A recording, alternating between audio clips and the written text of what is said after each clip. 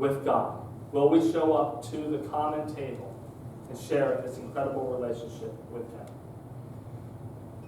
I love this parable. There's this incredible thing that I think speaks to us as New Testament believers, because I see us in much greater terms, especially in today's day and age.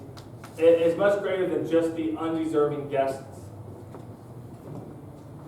the invited guests that have been to this place, but there's this second part of this parable that I think relates to you and I think that we also can just serve as the servant of the Master. You see, not only have we been invited to this banquet, not only is there a seat and a table and a place at this banquet for you and I, once we respond to this, now He's called us to be His servants.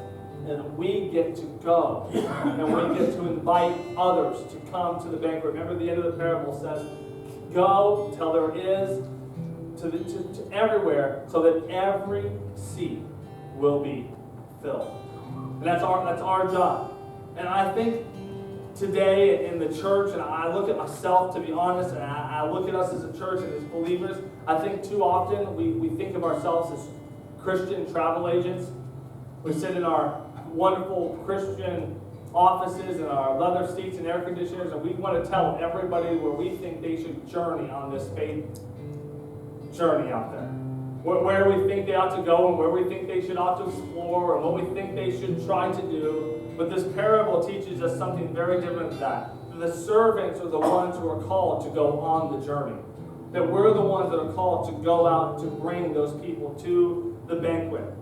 And this is the challenge for me, and I'm just going to extend this challenge to you this morning as I was preparing my thoughts for this morning.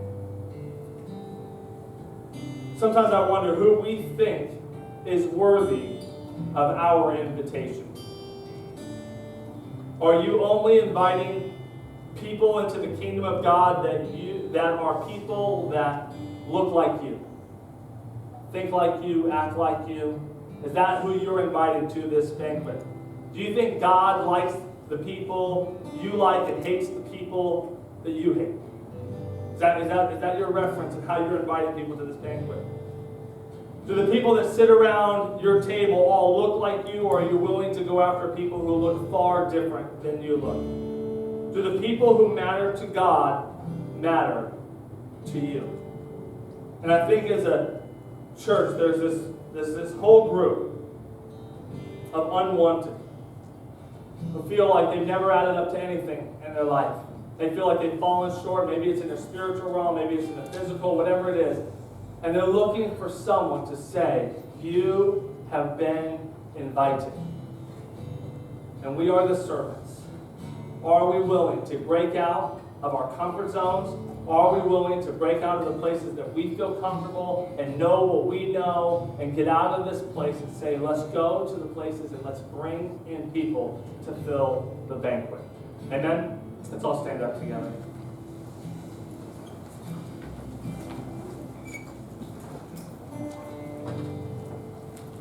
The point of the story is this. The Master has invited us to His table. How could we not come? What excuses have you brought before today of why you have not come to the table of God? To join the covenant, to join a part of His relationship that He wants to have with you? And how can we not bring someone with us? That's the point of the parable. I want you to close your eyes for just a minute. And I want you to think about your spiritual life. And I want you to think about this parable. And I want you to think about the invitation that's been given to you. And have you been taking this for granted? This great banquet that's been prepared for you to come and join and be a part of this great covenant that the Lord made on that cross when He died for the forgiveness of your sin. He said, come and join in. And what excuses have you made up to this point in your life to not come to the banquet? Has everything else gotten in the way? Well, it's been school, it's been a relationship, it's about finding a mate, it's about getting a house, it's been about doing all this, and everything else is prioritized over the most important thing in your life, and that's coming into relationship, coming to the table of God. Amen? The second part of that question for you is, who are you inviting? Are you a servant who is bringing others to the table? I want you to close your eyes for just a minute. I just want you to have a moment with the Lord. And I want you to just say, Lord, have I been making too many excuses on my life, on the way I've been living, on the circumstances of my life?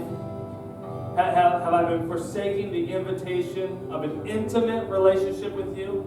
You didn't just call me to have a quick meal with you, but you come to your table so that I can be refreshed and I can be filled. You've called me to come and be a part of your table so that we can be in relationship, so that we can be in covenant with one another, so that we can share life together, so that ultimately my life can be more full and more fulfilled because of this relationship. And then, Lord, am I exercising my faith? Am I holding this all to myself, or am I going and am I bringing other people to this great table where there's still many more seats?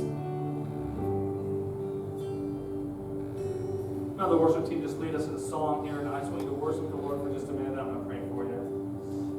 Lord, I confess, bowing here, I find my rest. Without you, I fall apart. You're the one that guides my heart.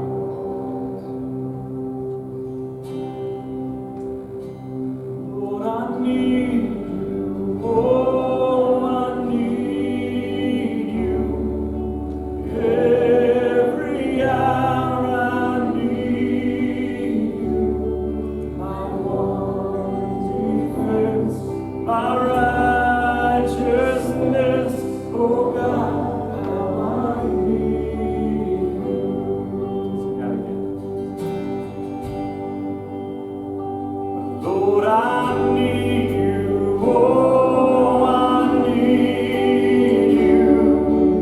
Every hour I need you. My one defense, my righteousness. Oh God, how I need